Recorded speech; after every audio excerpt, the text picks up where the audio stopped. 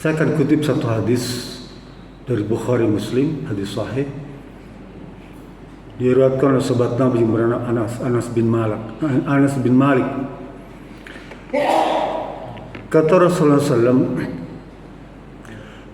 "Antumul ladzi qultum kadza wa kadza, ama wallahi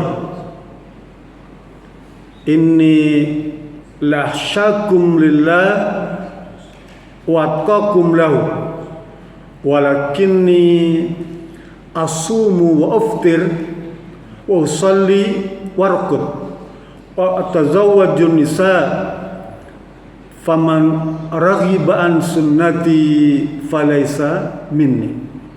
Atau kama qala di sahih. Kalau kita baca asbabul wurud, sebab hadis ini diturunkan, nanti Bapak bisa rujuk di kitab Fathul Bari karya Ibnu Hajar Al-Asqalani, ya. Di Fathul Bari dijelaskan sebab hadis ini diturunkan. Kata Anas bin Malik, suatu hari istri Rasulullah SAW ini didatangi oleh 3 orang laki-laki, ya. Mereka menanyakan tentang bagaimana cara ibadah Nabi. Kan orang yang paling mengenal Nabi itu siapa? Istrinya. Karena dia bergaul setiap hari. Sehingga sahabat itu pasti menanyakan kepada istrinya tentang tata cara ibadah Nabi. Kenapa begitu? Karena para sahabat merasa kalau Nabi kan ibadahnya mendapatkan bimbingan langsung dari Allah Subhanahu wa taala. Dan Nabi Muhammad itu sudah dijamin kehidupan di dunia dan di akhiratnya. Bahkan dosanya sudah dimaksum, sudah dimaafkan. Bahkan ibadah ringan pun Nabi itu sudah dimaafkan. Tapi bagaimana dengan para sahabat yang tidak ada jaminan tentang ibadahnya itu baik atau kurang, diterima atau tidak? Sehingga mereka menanyakan langsung, datang kepada istri Rasulullah SAW, Siti Aisyah. Kata 3 sahabat itu setelah mendapatkan penjelasan dari Siti Aisyah bahwa ibadah Nabi itu ibadah yang biasa aja, yang pasti bisa dilakukan oleh sahabat Nabi dan bisa dilakukan oleh semua umat, termasuk kita, pasti bisa melakukannya, ya. Karena tidak pede, 3 sahabat Nabi itu dia bilang salah satunya, pokoknya saya akan berpuasa setiap hari semudahar itu, ya, agar pahala saya bertambah banyak, agar ampunannya bisa semakin besar. Mau puasa setiap hari.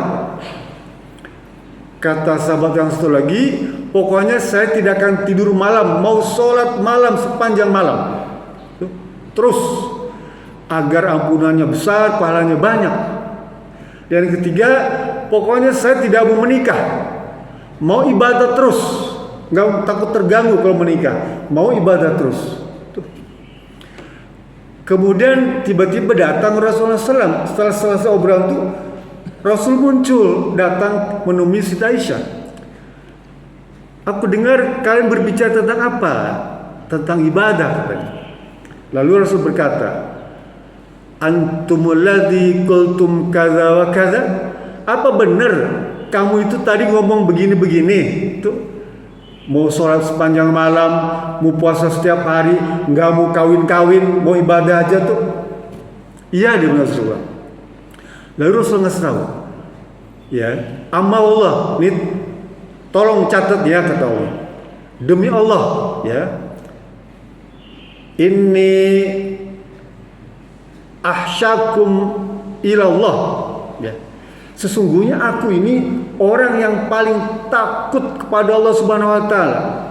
Waqakum lahu, dan paling takwa di antara kalian. Coba.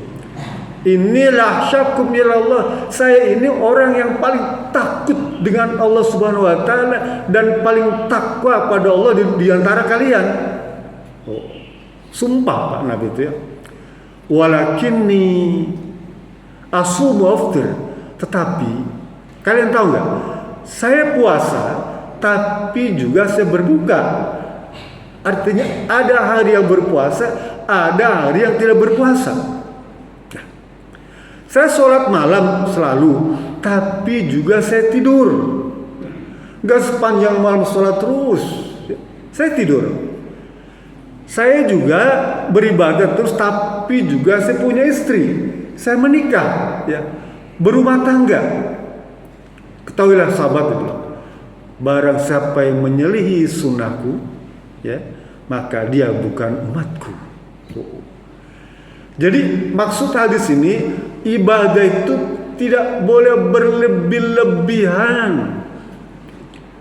Kan kata Rasulullah, khairul umur awsatuha, sebaik-baik urusan termasuk ibadah yang pertengahan, ya, yang pertengahan. Sahabat itu banyak karena merasa kurang pede.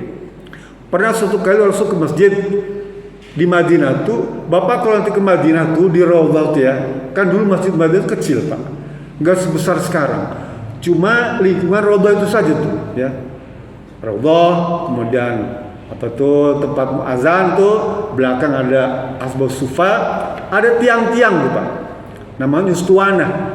Nanti Bapak boleh hafal tuh, di atas tiang itu ada mereknya, ustuana Abu Lubabah, ustuana Fatimah, macam-macam, ada sekitar 8 tiang lagi. Nah, pagi-pagi harus datang ke masjid itu, ada tali terbentang. Nah, di masjid itu ditanya, tali apa ini? Dia bilang, tali Zainab. Nih, termasuk hadis ini juga membolehkan perempuan sholat di masjid, ya. Talinya Zainab, ya Rasulullah. Untuk apa? Dia tuh kalau sholat malam ngantuk, maka dia bergantung, bersandar pada tali itu agar tetap berdiri. Artinya apa? Tubuhnya diikat Pak, sholatnya tuh Pak, ya. Agar kalau ngantuk dia tidak terjatuh Pak. Bayangkan seorang sahabiah perempuan ingin sholat terus panjang malam itu, sampai rela dia ikat tubuhnya tuh, saking indahnya, nikmatnya sholat malam. Lalu sebilang, putuskan, lepaskan tali ini, ya. Tidak boleh dia melakukan seperti ini lagi, ya. Kalau memang dia ngantuk, tidurlah, ya. Makanya kata Siti Aisyah, ya, iza nasa ahadukum fahuwa usolli fal yarqud hatta yadhhabu anhu naum. Jika seseorang itu dalam keadaan ngantuk, lalu mau sholat stop sholatnya, tidurlah sampai rasa kantuk itu hilang. Kenapa? Karena takut nanti kalau diminta ampunan pada Allah salah ucap, justru mencela pada diri sendiri. Kita kalau ngantuk tuh Pak, ya, dari rumah ngantuk nih, tidur aja dulu, ya. Wah, ketinggalan sholat berjamaah, nggak apa-apa. Daripada sholat berjamaah kemudian salah baca, salah ucap, lupa rakaat, mending tidur sebentar tuh. Itu bimbingan Rasulullah SAW, tidak boleh berlebihan. Dulu ada sahabat namanya Abu Darda, ya. Dia berpuasa sepanjang hari, ya, pokoknya setiap hari terus, sampai istrinya nggak kurus Pak, ya. Saking dia puasa terus, sholat malam terus, nggak kurus istrinya. Suatu kali Salman Al-Farisi bertamu ke tempatnya, istrinya tuh apa, berantakan pakaiannya, nggak kurus. Ditanya, kenapa kamu kok begini? Dulu kan kamu cantik, ya, bagus, tapi kenapa sekarang begini? Dia jawab, karena suamiku Abu Darda itu tidak ngurusin diriku, nggak mau perhatikan diriku, dia sibuk dengan ibadahnya. Kalau siang dia saum, ya. Kalau malam sholat malam, nggak sempat ngurusin aku.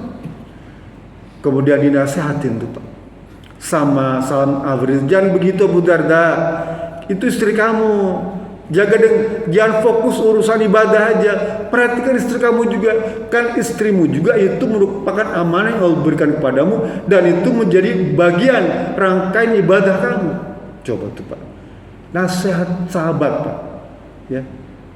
Sebenarnya dari Rasulullah SAW, Abdullah bin Amr bin As, sahabat Nabi terkenal, dia berjanji, ya, pada sahabat yang lainnya, pokoknya dia mau puasa setiap hari.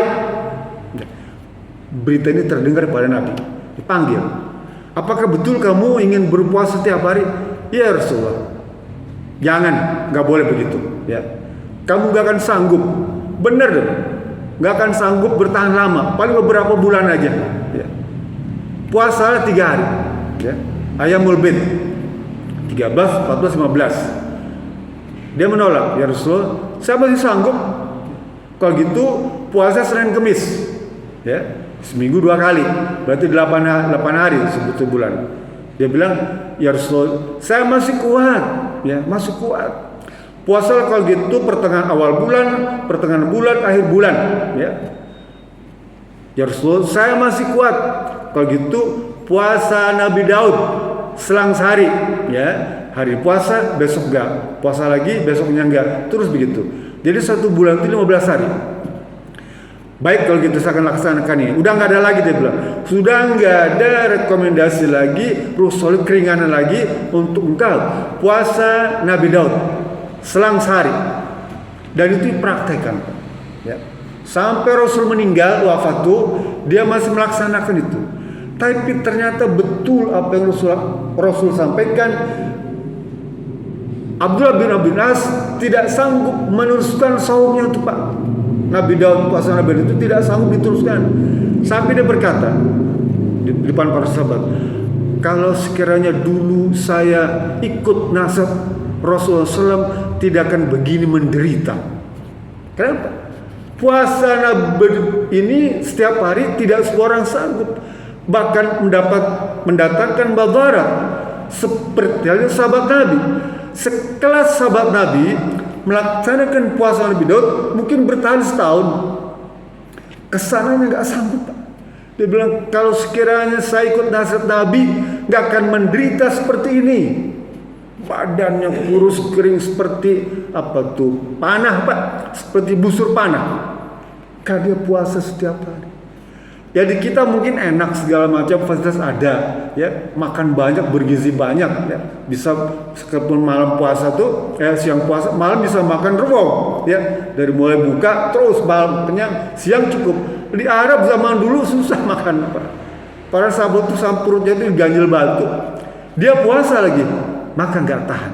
Sehingga Rasul bilang, kamu pasti nggak akan sanggup, ya Abdullah. Betul, Pak. Ya. Oleh karena itu kita nih, Pak, dalam ibadah ini jangan berlebihan. Sudah semampu kita. Kata Rasulullah nas kepada para sahabat, ya ayuhan nas, ya, wahai para sahabat, ya. Apa tuh? Alaikum minal a'mali ma tutikun. Hendaklah kalian beramal itu semampu kalian, sebatas mampu kalian. Fa innallaha la yamallu, karena Allah itu tidak akan pernah bosan mencatat amalmu. Hatta tamallu, kecuali kamu yang pasti bosan. Kita nih, Pak, ibadah jangan kira enak, Pak. Bosan, ya, capek, lelah, letih, apalagi yang berat-berat. Oleh karena itu ambil pertengahan yang ringan, ya. Sedekah boleh berapa, tapi jangan menghabiskan seluruh harta kita.